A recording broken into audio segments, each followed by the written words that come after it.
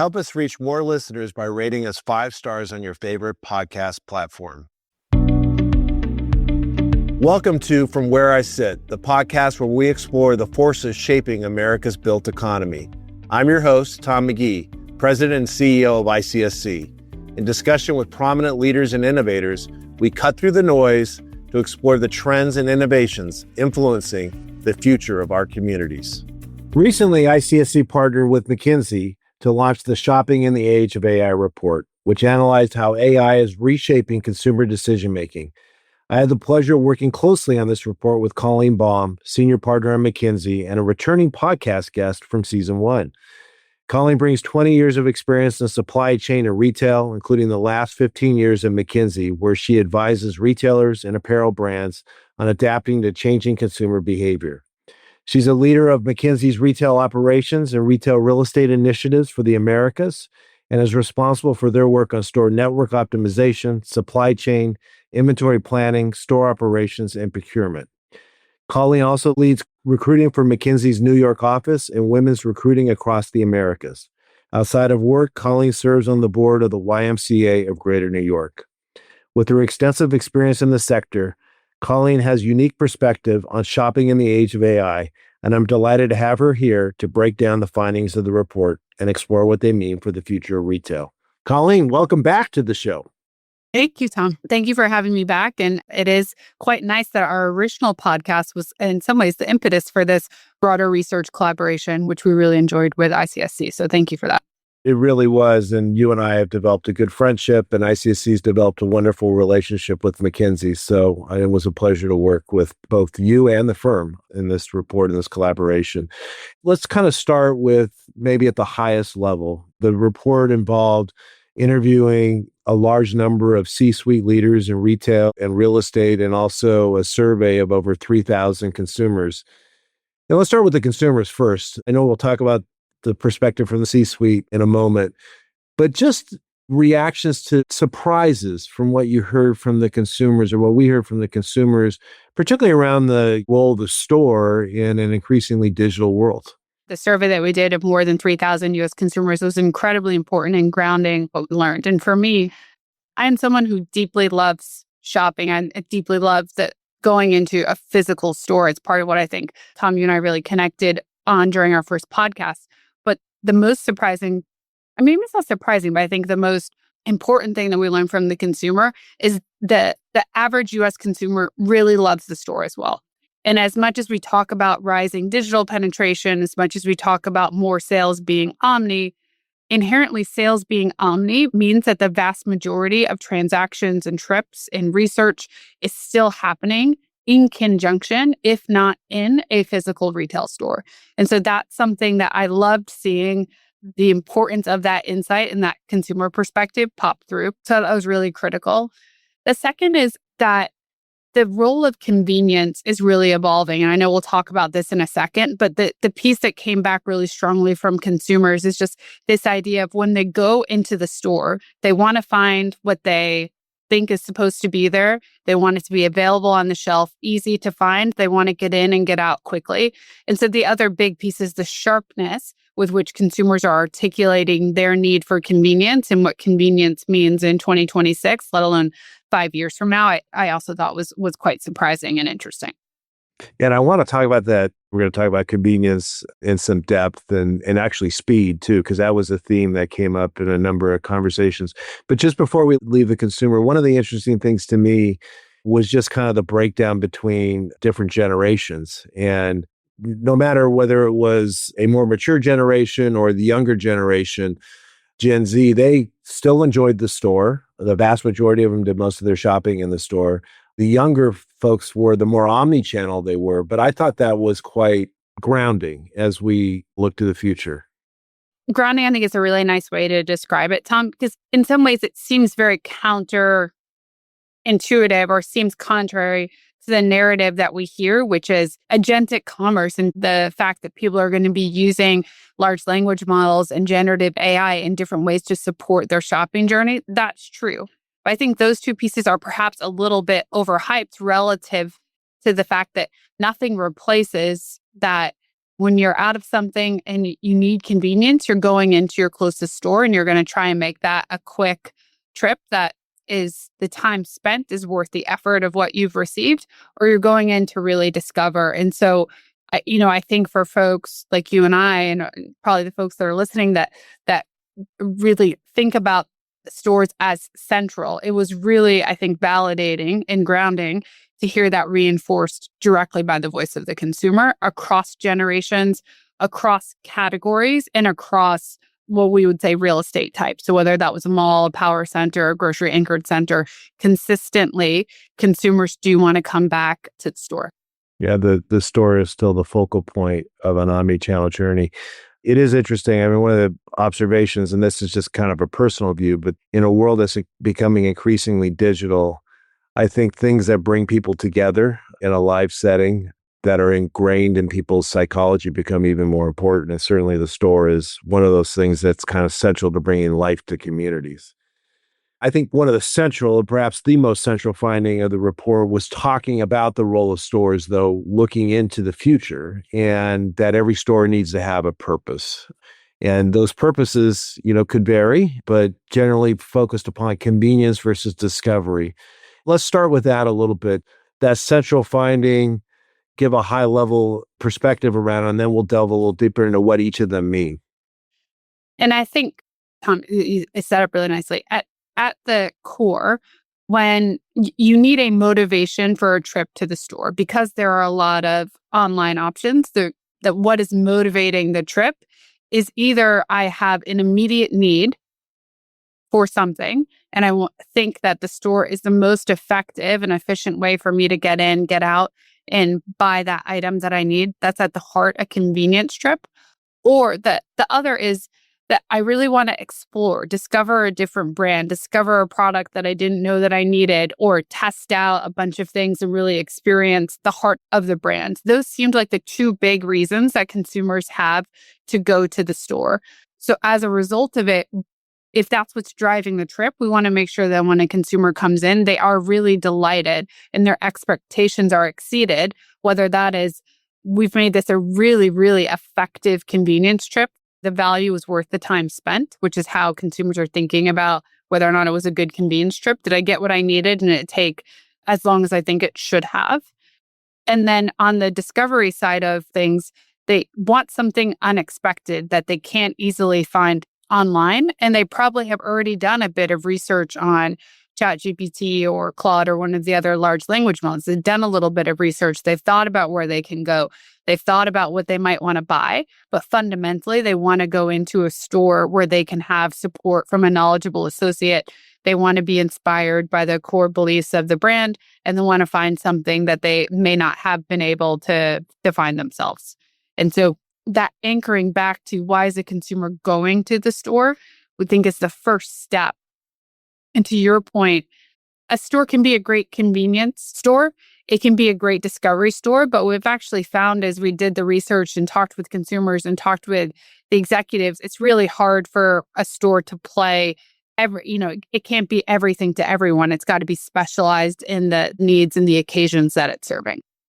Colleen, just to delve a little bit deeper on that. So could a retail brand, any major retail brand, could they have convenience-oriented stores in their fleet and also discovery-oriented stores in their fleet? So in other words, depending upon location, it may differ as regards to what its primary purpose is. Is that fair to say? Completely right. And so as an example, I'm sitting in my office at World Trade Center 3. We find that a lot of the retail locations around here, whether it's a clothing store or a drugstore or a mass store, is probably geared towards convenience. There's a large number of people that work right around here. It's a major transit hub. And then there are a number of kind of residential neighborhoods that are fairly close by. So it's a nice, truly in-between point. So as a result of it, when I'm popping into a drugstore or popping into a mass retailer, I probably know exactly what I want. I know whether or not they have it in stock, and I know what price I should pay, and I want it all to be the 5 to 10 minutes, and I'm walking home. On the flip side, if I'm going to, West Village, or if I'm going up to the Upper East Side of New York on a true destination shopping trip where I'm discovering different brands, you also may find that same mass retailer has a slightly different format geared towards a discovery trip. And so I think it's not this retailer is always convenience or this retailer is always discovery. It is really geared towards, number one, the customer that they're serving, and really in some ways as affect the neighborhood or the area in which they're serving. As a retailer and to a certain extent also the shopping center owner, there's another aspect to kind of site evaluation, curation. So if I'm a retailer today, I should be evaluating not just the demographics of the area, but also how should I lay out my store to be most effective in that area as well? Not just does the demographics of the area support having my particular type of retail product in that area, but also how do I lay out the store that might differ from what I would do in a different area? Exactly right. And it needs to flow through all of the elements of the physical store. So in some ways, I think this finding really, I hope for a retailer, elevates the role that someone who's doing real estate or in-store design plays, because as you are focusing on a convenience trip, it probably means a broader assortment. Like you need a broader in-stock. You need more of each of the items that you have. You need to make sure that the layout is such that the things that are bought the most frequently or highest velocity items are closer to the front. Make it easy for people to get in and get out. The help that you have in the store is reactive to a customer question versus proactive customer service. Everything about that changes a little bit. And so as a result, the intent of the store, of this individual location or of this catchment, is the first problem to solve. And then all of the elements of a retailer's value proposition then needs to shift slightly to support that intent. And that intentionality is really important to delighting the consumer. It's actually quite interesting and multidimensional in many ways. But I would say one thing about at the core of being convenient probably means you better have the product in stock, right? That's part of being convenient. It's that the actual inventory is there when I show up. In a previous conversation, you had used a personal example, I think, of going to a store and you have a young family and you were looking for, I think, diapers. And because I thought it was a wonderful illustration of how you might change the layout of a store that might be a multi-dimensional store. It might have a variety of products, but if it's more convenience oriented, just share that example for a second, if you wouldn't mind. We'll be right back. Show your support for this podcast by rating us 5 stars on your favorite podcast platform.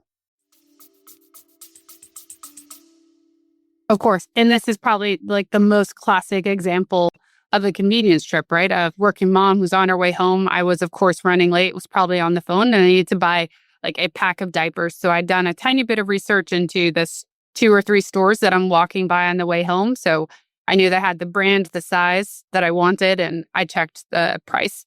When I got to the store, the first thing I realized is it's a 2-level store. Diapers and all things baby were not on the first floor. So all of a sudden now I've got to walk to the back of the store, down the escalator, to all the way back to find the diapers. And then I came to find out that the brand that I wanted didn't have the size that I needed. So then I had to buy a different size. And then I have to walk from the back of the store all the way to the front checkout and then up a level. And so a trip that I had mentally budgeted, and this is perhaps not reasonable, but I was like, oh, this will be a 3-minute thing. It ended up being closer to 20 minutes because of the multiple levels, and I couldn't find what I needed. And they ran to the back to check to see if they had it. And I had to buy the different size. And it left me with this feeling of, I'm never going to do this again. Like, this store wasted my time.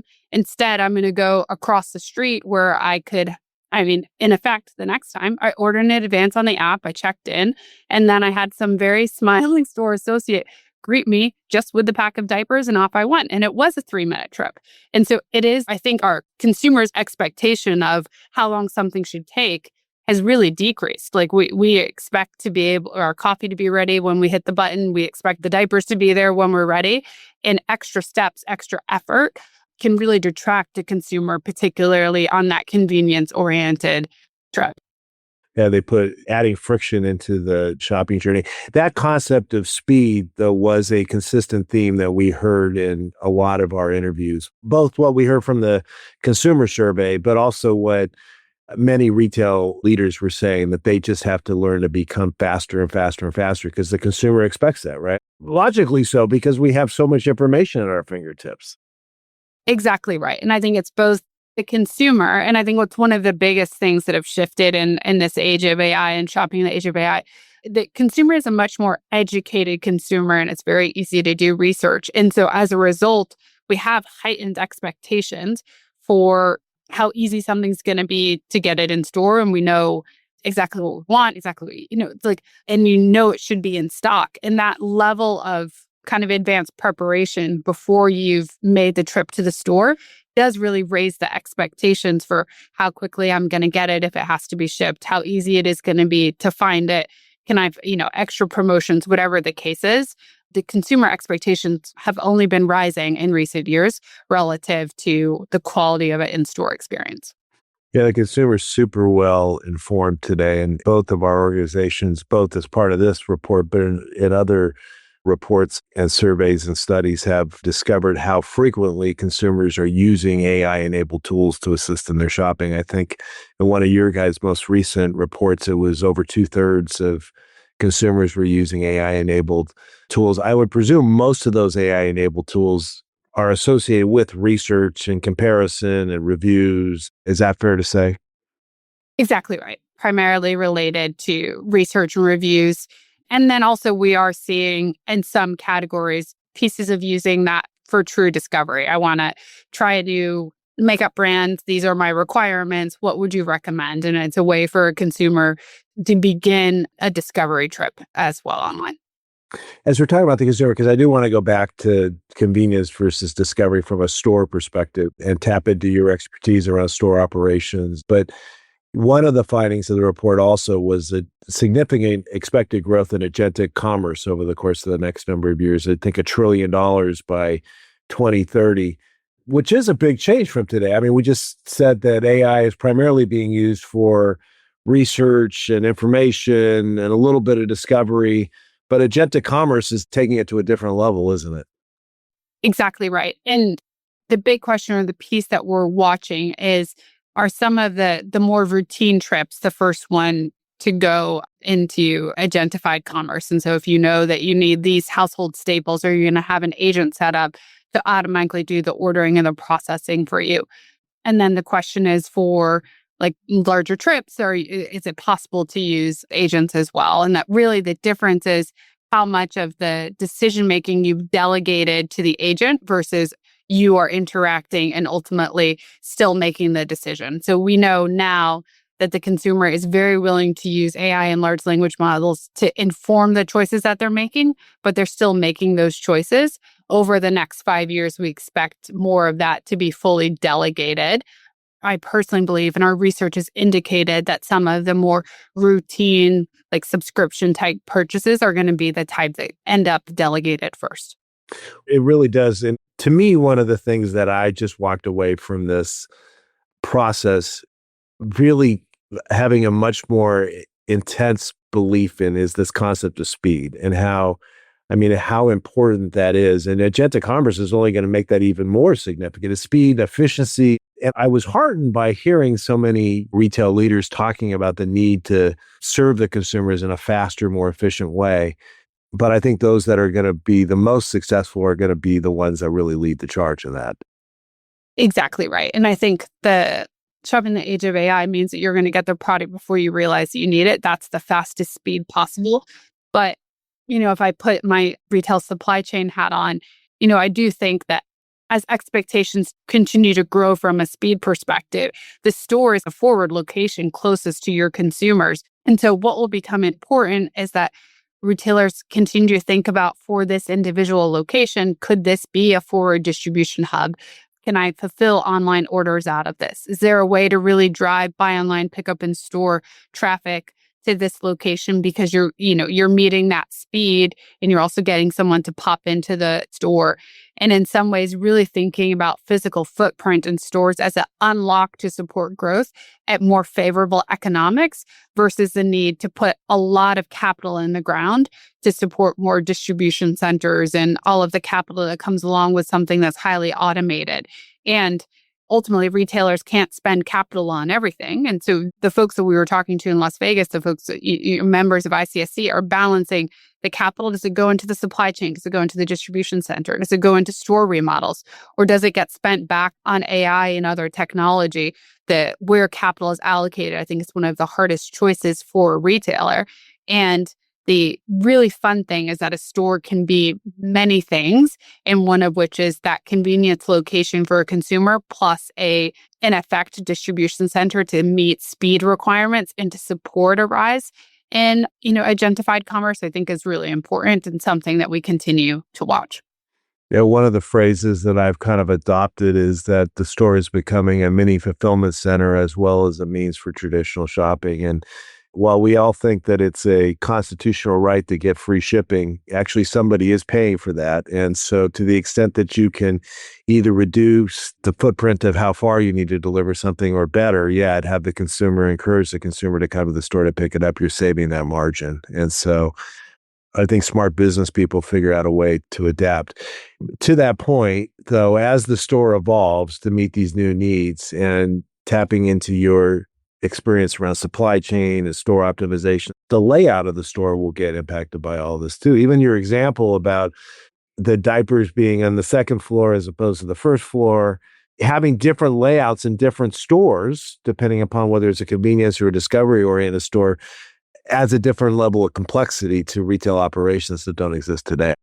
Exactly right. And I think, in effect, the different formats become more localized. So as an example, Tom, if we want people to do buy online, pick up in store, they will do it. But particularly if they know they pop in, I turn to the left, it's right there. I know it's going to be a very quick trip. But if you similarly have to walk to the back of the store or go to the second level to get what you need, it's reducing some of that speed. And so the pieces that we think through are, kind of a relay in how much space is spent on which activity. So how much is associated with customer service versus the space that's set up for assortment, perhaps, versus the back room. Just the macro space allocation becomes important. The actual flow, particularly how people move through the store, is really important. And then finally, where you can find help, like where store associates are deployed, and what digital tools they have in order to enable support to consumers. All of that shifts a little bit, particularly on the convenience side of things. One piece, I know we've talked a lot about shipping, and there is no such thing as free shipping. There also is no such thing as free returns. And particularly for my clients that are within apparel space or of discretionary categories, the amount of returns, particularly for online items, that it is most economical to clear those through the store. And so there's similarities. I think about convenience. How do you make a return trip as convenient as possible?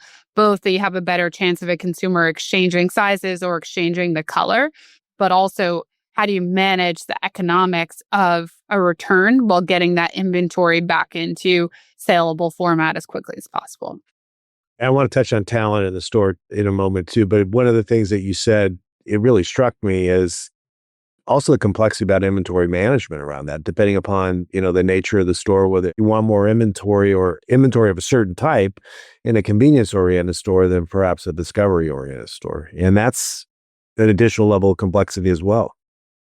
It really is. And I think the hardest problem to solve, and it's actually what I spent my pre-McKinsey life doing, is how much inventory do you need in a physical store to be able to both support effective inventory turnover, but also make sure that you're in stock. And consumers' expectations for in stock are only rising, particularly because they're checking whether or not it's in stock before they popped in. And so one of the pieces that I get most excited, we talk about shopping in the age of AI, actually AI applications to support improved inventory forecasting, planning, and deployment is one of the things I'm most excited about over the next 5 years for retailers, partially because it is such a hard issue to solve. When I worked at Home Depot before I came to the firm, it was something like 100,000 SKUs across 2,000 locations. There's a ton of seasonality. Just think about how complicated forecasting one of those individual SKUs is.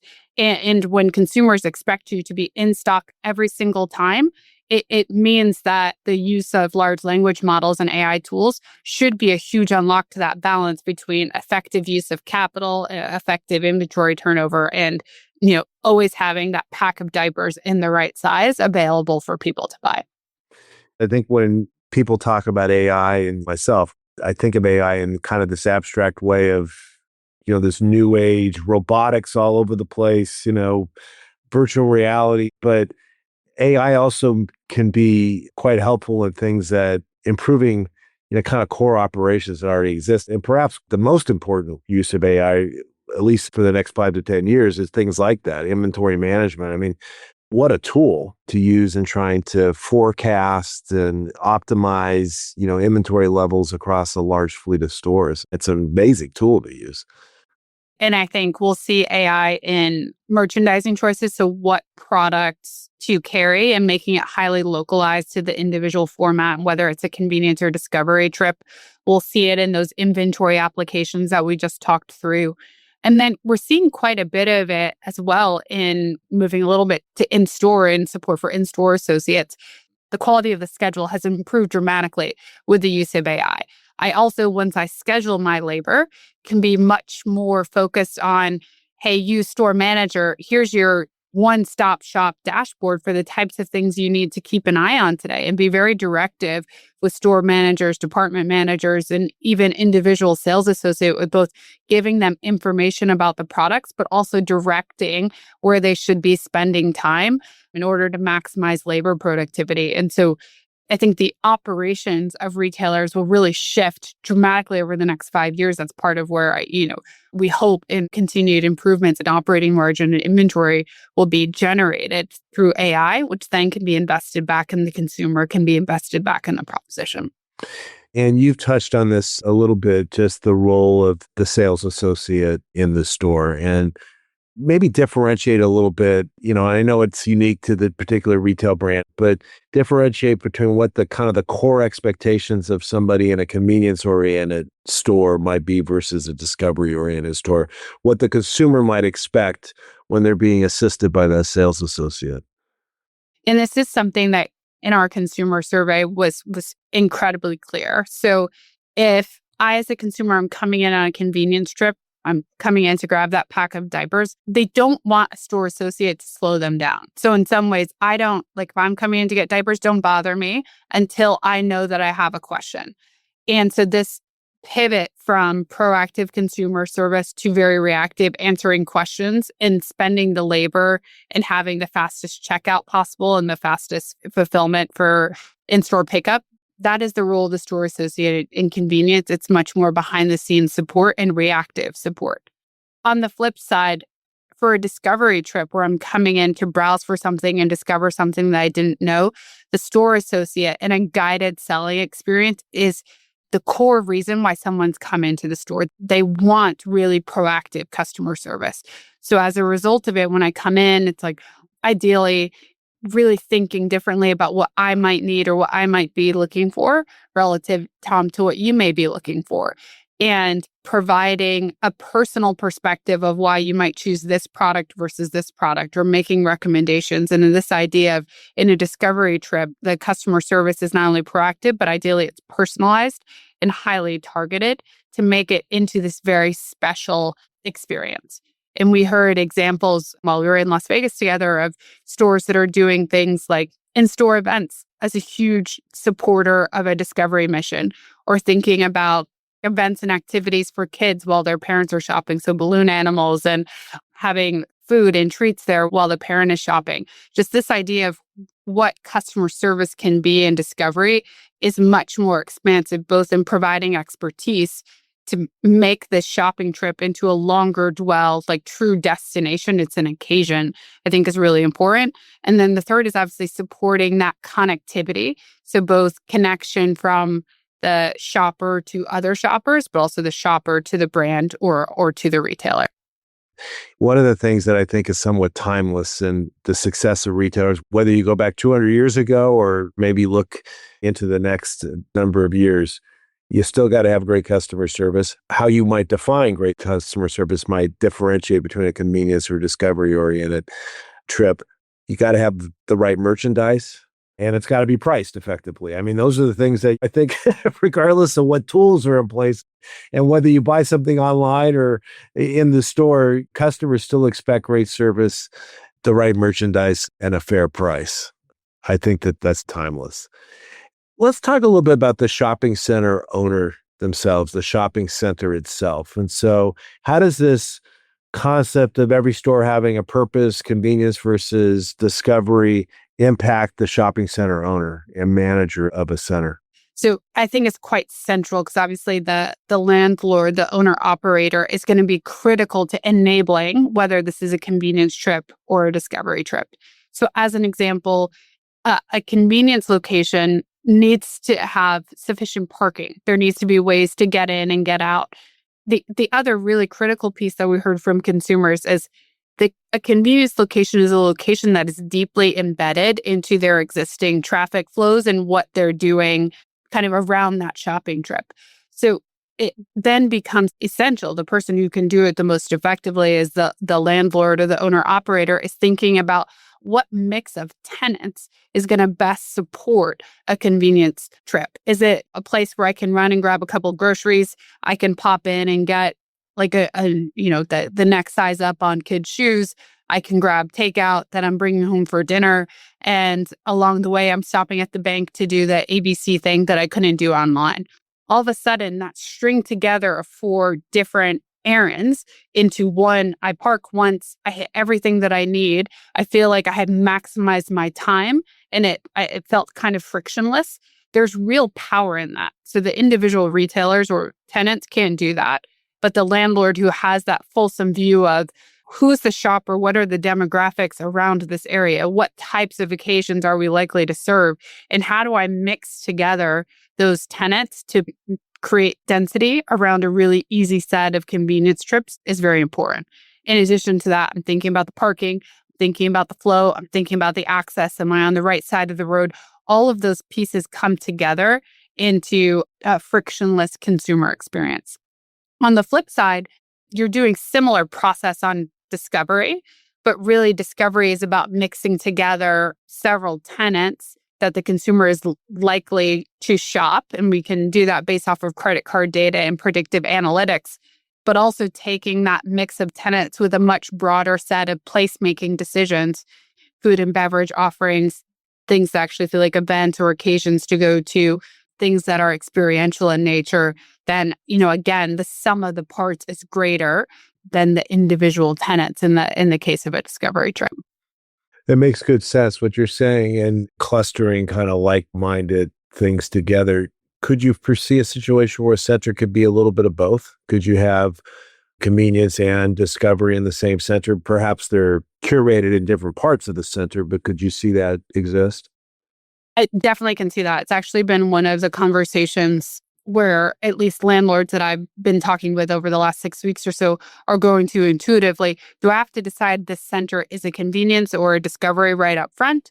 Or is this more about how you do the curation and frankly, how you're actually assigning space and leasing space within a center that you would have perhaps a concentrated zone for convenience, which is like the access and how parking flows is really anchored around that. And then you have a broader set of space and locations that supports more discovery in a different type of trips. And particularly for A malls, the highest quality outdoor shopping centers and lifestyle centers, I think we will see more of that. Ultimately, I would expect a grocery anchored center to be much more about convenience, but that's intuitive based off of the types of retailers that go there. Sure. You mentioned parking. It's also traffic flow. If there's a whole lot of curbside pickup and click and collect and those types of things, it places a increased level of emphasis upon really thinking through those types of things, because if speed is really important, particularly in convenience, then the things you can do to make the center more efficient for getting that consumer in and out of it, particularly if they're going to do things where they're going to pick up curbside. So you're not creating traffic jams by virtue of some customers doing that versus some parking and going into the store. I couldn't agree more. And maybe just the one other piece, if I can, Tom, that I'd add in this idea of how landlords can help unlock value. Some of this, I think, is a shift for retailers, where retailers, as they're approaching lease renewals, they think about lease negotiation as an adversarial process and we're sitting across from the table from each other. Real value is going to be created over the next 5 years in this idea of shopping the age of AI, where landlords and retailers or tenants are collaborating much more effectively. And that's sharing data, being far more digitally connected, because it is of value to a retailer to have like-minded tenants around. But it's hard for a landlord to do that without getting information from each of its tenants on how to maximize the value. And so that is kind of one big hope that I have coming out of a lot of our recent conversations, is that we'll see a lot more collaboration, partnership, data sharing in order to maximize the value of every single retail trip. Like, let's get the most value, and that comes from that close collaboration. Yeah, the sharing of information and data, I think, is critical. That's always been a little bit of a challenge, but I think as business momentum kind of forces an increased level of collaboration.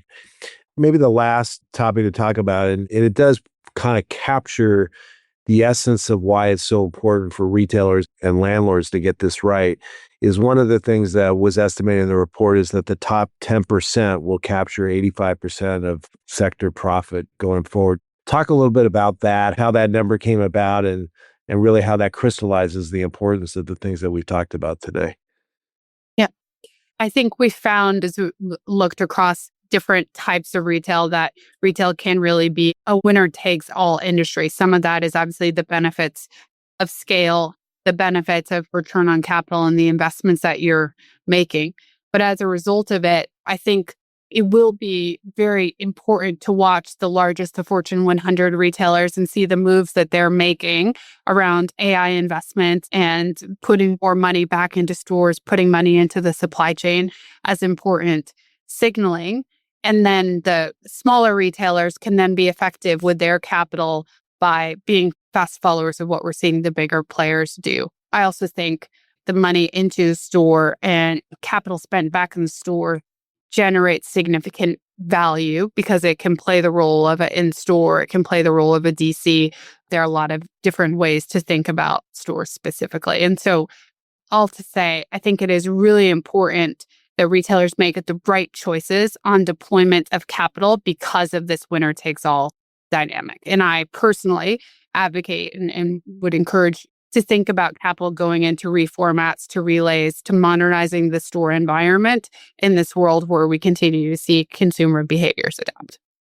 The topic of capital allocation, that could be another podcast episode we could do at one point, or another report we could do, because that's where the rubber hits the road. How are you going to allocate capital to make improvements?